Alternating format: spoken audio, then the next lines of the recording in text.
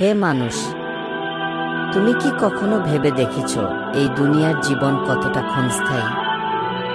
একদিন তোমাকেও ছেড়ে যেতে হবে সবকিছু, তোমার ঘর, তোমার পরিবার, তোমার সম্পদ।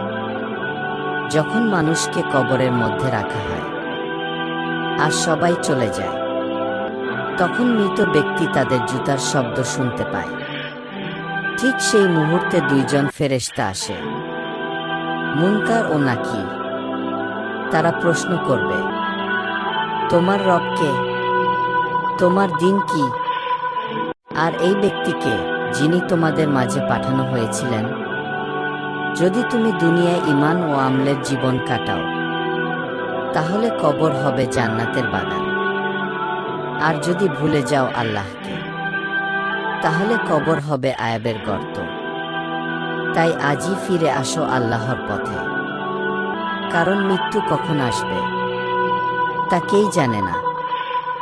ভিডিওটি ভালো লাগলে লাইক, কমেন্ট, শেয়ার, চ্যানেলটি সাবস্ক্রাইব করে দিবেন।